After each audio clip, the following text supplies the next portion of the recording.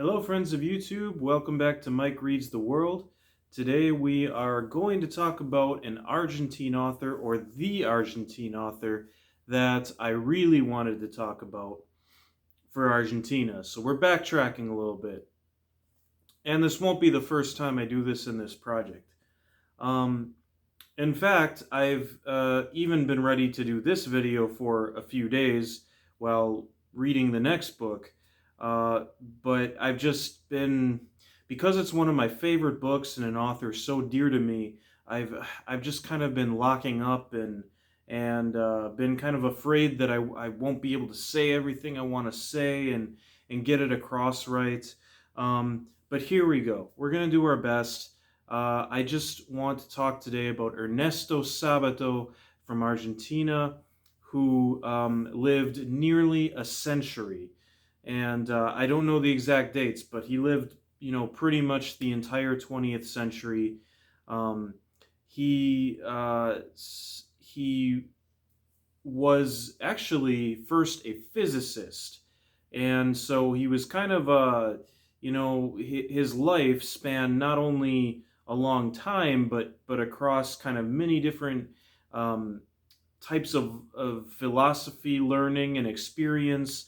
And so he actually worked in Europe on the atomic bomb, um, or some projects related to that, before turning away from science when he saw the power of the things that physics could do, and turning wholeheartedly into the arts. And that's actually a major theme in his work.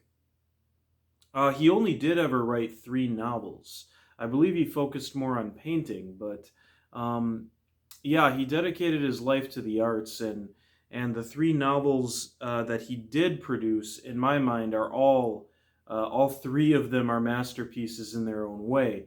However, the one that people consider, I guess, his greatest work, although not his most popular, is On Heroes and Tombs, or Sobre Héroes y Tumbas, which is the second one he wrote. But it's hard because I can't honestly recommend this one, and very few people do, without reading his first little novella, The Tunnel, El Túnel. Now this El Túnel, or The Tunnel, published in 1948, tells you right away that the narrator of the story murdered a woman named Maria Irbarne, and his name is Castel, and he's a painter.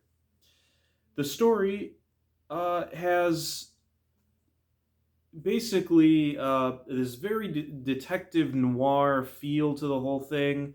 Really, all of his books have that feel, like this sort of mysterious air about them.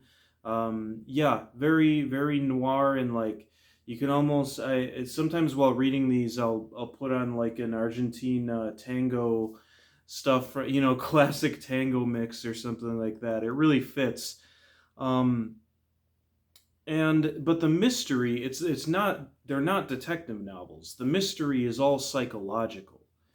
And the what keeps you reading a book like The Tunnel, and you can read it in a single day, is why did this painter murder the woman? And it goes through kind of like the paranoid, obsessive relationship he had with her, and why.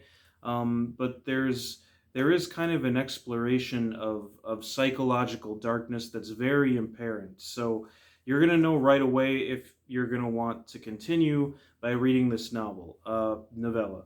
I have I'd say one of my YouTube friends here, Jorge, has a great video on his channel, Jorge's Corner. I definitely recommend you check that out, and I'll link it in the description as well. He goes through The Tunnel and Ernesto Sabato's life in wonderful detail, but I want to talk more about On Heroes and Tombs, his masterpiece, according to most people who have read all 3 of his books. And I would agree. And what's interesting about On Heroes and Tombs, and I would say this for both On Heroes and Tombs and The Tunnel, is they both translate very well to English. I first read them in Spanish 6 or 7 years ago, and um, there were definitely things that I picked up this time. This time I read them in English. I now have all three of his novels, both in English and Spanish, and I haven't reread the third in English yet. But both The Tunnel and On Heroes and Tombs, I picked up things that I didn't get from Spanish the first time. Of course, my Spanish was not as good 6 or 7 years ago, but but yeah, the both times reading through these books, I got just chills at different moments, and um, I think that what are I mentioned that this is like one of my favorite books and favorite authors. I find some things that I relate to in Ernesto Sabato, and and it's very hard to express. But I think this author's note at the beginning expresses it best. So I'm just going to read that so you get an idea of where it's going. There exists a certain type of fictional narrative whereby the author endeavors to free himself of an obsession that is not clear even to himself. For good or ill, this is the only sort of fiction I am able to write. I have found myself forced to write countless numbers of stories incomprehensible to me since my adolescence. Fortunately, I made few efforts to set them into print, and in 1948 I decided to publish just one of them, El Túnel, or The Tunnel. In the 13 years that followed, I continued to explore the dark labyrinth that leads to the central secret of our life. I tried at one time or another to express in writing the outcome of my research until I grew discouraged at the poor results and ended up destroying the majority of my manuscripts. Today, a few friends who have read those that survived have urged me to publish them. I wish to express here my gratitude to all of them for that faith and confidence that unfortunately I never had in myself. I dedicate this novel to the woman who has persistently encouraged me at moments when I lacked faith, which is most of the time. Without her, I should never have had the fortitude to finish it. And despite the fact that she doubtless deserves something better, with all its imperfections, this belongs to her. Like, that to me just sums up, that author's note sums up to me what I love about and relate to in Ernesto Sabato. Someone who clearly, and you'll see in the depths of this book, which almost 8 minutes into this video, I haven't even begun to tell you what it's about. Um, and if you do, I want to bring this book to light because a lot of people, I think, maybe read The Tunnel and stop there. But if you're gonna get this book and also get The Tunnel, if you feel that this is an author you really want to explore because they complement each other so well. And the story, there's even an Easter egg inside On Heroes and Tombs, if you've read The Tunnel, that unlocks a great key to the story if you want to think of it that way. So it fits in with that whole noir detective novel idea, even though, as I said, they're not detective novels. But yeah, Ernesto Sabato just comes across to me as this truly sincere author, in the sense that he's really not concerned with anything except like working out his demon in the book, so to speak. And he basically said it there. His three novels they are all extremely densely packed with like philosophical ideas. Not so much The Tunnel. The Tunnel is kind of like pure story. And Abaddon el Exterminador, which translates not greatly to English as the Angel of Darkness. It's referencing the Angel of the Apocalypse in Revelations, which sounds much better in Spanish. Abaddon el Exterminador, right? Sounds much more metal. Like Abaddon the Exterminator, right? That even would have been a better translation, I think, but they're probably going off the Bible translation, so I digress. That's more of a philosophical work, and also there's Easter eggs from On Heroes and Tombs in Abaddon el Exterminador. So it's really worth reading all three if you want to, but I'd say if you just get the tunnel, and On Heroes and Tombs, that's plenty. But because On Heroes and Tombs is kind of that good balance for me between story and philosophy. And it definitely has the expression of the demons that we got a glimpse of in the tunnel, but there's also a beautiful redemption arc in the main character. And there's going to be a few what you could call spoilers in this video, but it's all in favor, I believe, of just expressing what the story means to me and why someone would like it or would want to read it. And I'm certainly not going to spoil everything. There's way too much in here to spoil that to me is amazing. So where do I start? This book, like The Tunnel, opens up with telling you what the crime is. And this is again that where the comparisons to the detective novel come in, but it tells you in both books what is the crime. Alejandra, a young woman, has locked a bedroom, shot her father with a pistol, and then poured gasoline around it and set it on fire, burning herself and her father. And then this is how the book starts, with a police report. And they also tell us that a document has been found, written by Alejandra's father, called The Report on the Blind, or Informe sobre los Ciegos in Spanish. And this is going to be a central part of the book, but you're going to have to wait for that. We totally divert from that, and now we are in the mind of a young man named Martín, who, much like in The Tunnel, you're going to notice so many similarities to The Tunnel just at the beginning of this book if you read both of them. He meets a woman kind of by chance, becomes obsessed with kind of thinking he'll never run into her again, but trying to figure out how he can possibly find her. And events come together where he is able to find her again, and this woman is Alejandra, the one who in the police report burned herself and her father in the room, alive. And, well, she shot her father, but that's beside the point. So the setup of this is strange, because you know Alejandra is going to die. You know what's going to happen. But Martín and Alejandra become locked in this sort of like toxic relationship. Martín is very obsessive, jealous of her, and she alternates between very intense emotions with him, but also like then backing off. She's from an a rich family. Martín is from a poor family.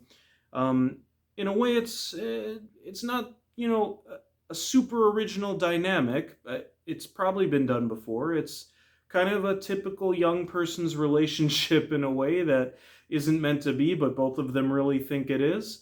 But then there's other characters that start coming into the story. Like one of my favorites is Martín is poor. He needs a job, right? So Alejandra says, "Here, I'll hook you up with an interview with one of my family's contacts." So he goes there, and basically, yeah, I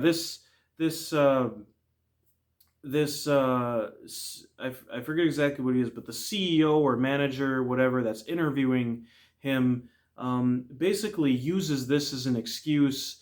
He calls Martín in literally with no intention of hiring him, but uses it as an excuse to start kind of putting forth all of his right-wing political ideas, and saying, making critiques of communism and anarchism and things like that. In some ways, this book actually really reminds me of a modern video game that I played, or I should say the video game reminded me of this book, called Disco Elysium, which is a role-playing game in which your choices in the game kind of assign you a political stance. And the game does this in a very inventive way, a very organic way, where you don't ever really choose, but the things that you say and the choices you make in the game start to reflect your political ideology, and the game kind of tells you what you're becoming. And the game pokes fun at literally every political ideology. This is like the novel version of that. And another thing I really love about Ernesto Sabato is he, much like the main character Fernando Vidal is described as a kind of terrorist of ideas, so to speak. He basically, whatever ideal that you hold coming into this book, if you have a strong political opinion, this book is going to attack it somewhere. And the third book that Ernesto Sabato wrote, I feel like takes that even more to an extreme, where no political ideology is safe, no social ideology is safe from his this book's relenting psychological attacks. And it's a psychologically very dark book, especially because, as we learn, Alejandra's father, again going a little bit into spoilers, but we find out he is a kind of psychopath, especially when you get into the report on the blind that he wrote.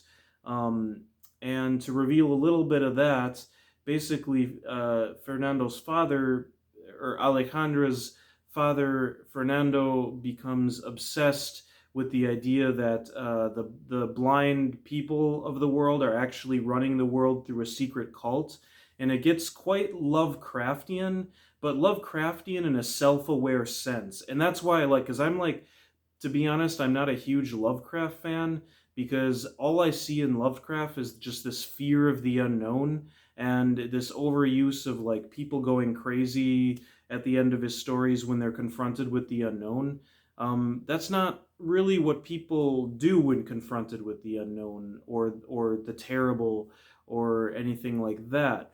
Um, this psychological reality is much more self-aware, and the character of Fernando being something of a psychopath, like when he was young, he talks about um, uh, he would sit and just destroy anthills, and you know what's crazy? I did the same thing as a kid. I'm sure a lot of kids do. We'd sit and just fight wars with ants, and and I mean that's terrible looking back on it, just senseless violence, but it's what kids do. And except Fernando didn't grow out of this. He, continued to become obsessed, and he becomes obsessed with things like his own shadow coming alive, and he becomes obsessed with the idea that the blind are running the world in this secret society. And it when I say it gets Lovecraftian, like it gets Lovecraftian. Like there's a vision that Fernando has, or like a hallucination that I'm not gonna spoil it, but it gets to like fantastic mythical, like monoliths and things like that. It gets wild, unknown gods. Actually, the last chapter of the book is called, I believe that's, or I should say part, an unknown god is the last part of the book. And there's four major parts of the book that all have very, intense names that reveal something of the theme to them. The Dragon and the Princess, The Invisible Faces, Report on the Blind, and An Unknown God. Uh, and to kind of break it down, I see The Dragon and the Princess is the story of Martín and Alejandra. But I'm not necessarily convinced that Martín is the dragon in this sense, and the dragon is actually something. I think actually the dragon and the princess are the two parts of Alejandra, because like the two sides of her. And there are even some readings of this that would say that Alejandra represents Argentina itself. The first time I read it, that's the way it made most sense to me. But this time reading it, I paid much more attention to just the face value, like psychological depth of the character of Alejandra, which is a great way to read it too. Definitely, I would actually recommend not trying to find any allegory for Argentina, or not trying to force that reading of the book onto it. Um, So the dragon and the princess is the torment that's going on inside Alejandra, right? And then you have the invisible faces.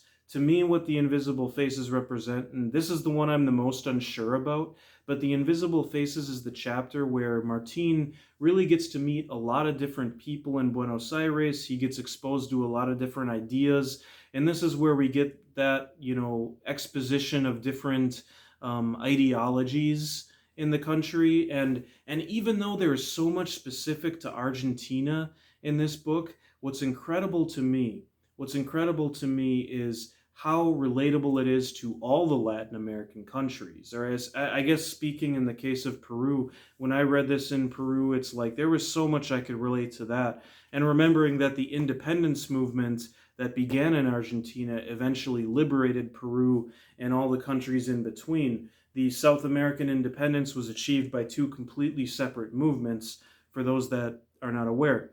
And then, okay, so the invisible faces are sort of the voices. Who are the faces behind these ideologies and how they're expressed? There may be another way to interpret that chapter title. The Report on the Blind is the document of Fernando's descent into the darkness of the human conscious, and not only Fernando's, Ernesto Sabato's. It is impossible for me to read this, especially after reading that author's note, as anything but the author's sincere dive into his personal obsessions. And I think his obsession was shared by Fernando. And of course, a famous Argentinian author that went blind was Borges, and he actually makes an appearance in this book as a character in the book, and then gets criticized by a character called Bruno. Bruno is very interesting too, because Bruno is like, at first I thought he was supposed to be like Ernesto Sabato's good side. He's kind of an older man who acts as sort of a mentor and comforter for Martín while he's going through this tormented young man's relationship with Alejandra. But I question, because Bruno makes some kind of scathing remarks toward Borges in this book, and I would have gotten the sense that, Ernesto Sabato liked Borges, but in a way, Ernesto Sabato is much more of a modern author even than Borges was. This feels like a very modern book, so maybe that is the case. But he says no, Borges was a great writer. Like, don't get him wrong, but the people who say he's like philosophically deep and so on, like Library of Babel confuses the infinite with the incomprehensible, which is interesting because when I've read and discussed the Library of Babel, I feel that is perhaps a misconception that people have about the Library of Babel, is that it's about infinity, and it's not. It's about incomprehensibility, is my reading of it. So I mean, and I'm not a scholar. I don't know. I'm sure none of what I'm saying right now is original. It's just where I'm at with it. So yeah, and then the final chapter or part of the book is an unknown God, and this is of course connected to one of the most intense scenes in the Report on the Blind, but I still don't really know what to make of it. But I will say that for all of the darkness, and this book again gets very dark, in some senses kind of gruesome and unsettling. There's mention, it's never direct and it's never like overblown, but the book is very unsettling. The character of Fernando is extremely unsettling, this charismatic psychopath, and all of the thoughts that he, like, when you get in his mind in the Report on the Blind, it's like you are disgusted by this character, but at the same time, he says a lot of very true things. And that's what, psychopaths do. They have the capacity to mix just insanity with very sensible things that blow your mind, like things that make sense, right? So conflating those two things, it's a whole psychological study that you could do on just that part of the book. I haven't had a chance to watch the movie based on it. That is on my radar and something I want to do. But yeah, there's a film based on the Report on the Blind as well, an Argentinian film that I really want to see. Um, wow, I could just go on and on about this book, my friends. It is one of my favorites, as I mentioned. I really hope I've gotten someone's interest piqued in reading it. There's so much more I could say. I've got to write a script someday, right? But this is the book I really wanted to reread for Argentina. And I know at some point in the future I'll be reading more Argentinian authors and adding on. So, whatever this is, I believe it's like, is it 20, 21, 22, 23? But I'll make it like point 0.2 and then go point 0.3, point 0.4, so I can keep adding authors onto these countries. Um, but yeah, I had to talk about Ernesto Sabato. Everyone knows Borges in the literary community of the world, pretty much. Not so much Ernesto Sabato. And I also want to end by saying all of the themes and the ideas of like oh, it digs into like the past as well. There are scenes from Argentina's War of Independence in here. I feel like almost all the things that 100 Years of Solitude did and all the themes it takes on. Got nothing against Gabriel Garcia Marquez. If you watch my video, you'll know how much I loved 100 Years of Solitude. I really did love it. Um, but this was written and published slightly before it, but it has all of what's in 100 Years of Solitude and more. And to me, it's like darker and more terrifying and makes you really come to grips. And another story is, well, no, I won't tell that story. I don't have time. But believe me that this book has helped me change my life in significant ways, in positive ways. And it's kind of like, I don't know, confronting that darkness. This and Abandon el Exterminador, reading those together helped me make two very important changes in my life that to this day I've held and do not regret. And that is just the confronting of the darkness head on, reading about somebody else's confrontation, brave confrontation with that in a book, to me is what literature is all about. Like, so I have two favorite books of all time now, right? Deep Rivers by Jose Maria Arguedas and On Heroes and Tombs by Ernesto Sabato. Jose Maria Arguedas in Deep Rivers, it's like that feeling of youth and beauty that's captured there, intermingled with the onset of the terror of the world. But knowing that Jose Maria Arguedas did not win that battle and ended his own life is something that always like is gonna stain it a little bit and like tragic about it. And one can't stop there, right? With literature, it's a beautiful thing to recognize the beauty of where he was when he wrote that book and the mindset of his youth and being someone of mixed cultures or between two worlds.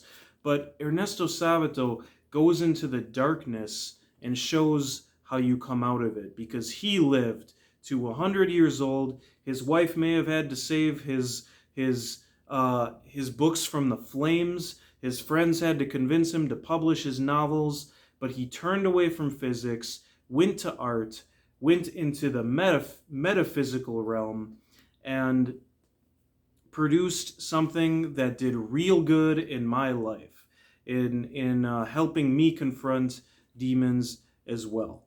So that's why I just cannot say enough. And every what I was saying, everything that was done in 100 Years of Solitude was already done in this book, even though it became before. But Ernesto Sabato gets no credit for it. At least that's my perspective on that.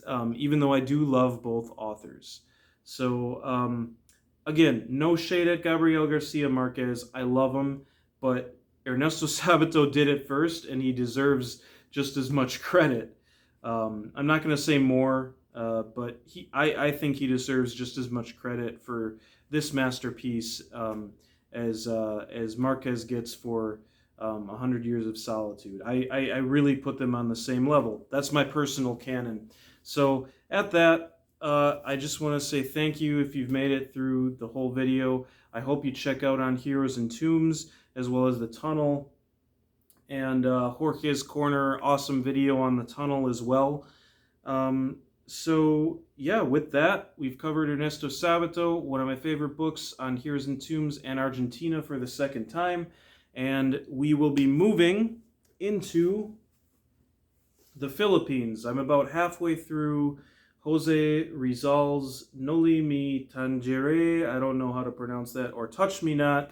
I also have it here in Spanish, but the print was so small that I had to get it in English too, because I couldn't read that small a print. But I am referencing the Spanish edition as well. And yes, the great novel of the Philippines was originally written in Spanish. Go figure. There's some history there. This book's awesome so far. And I have a graphic novel from the Philippines that I'm going to be sharing as well. Hopefully in the next week you'll be seeing both of those. So yeah, once again, thanks, and have a great day, evening, night, wherever you are. And like, subscribe, all that stuff if you like the channel. Thanks for following. Bye.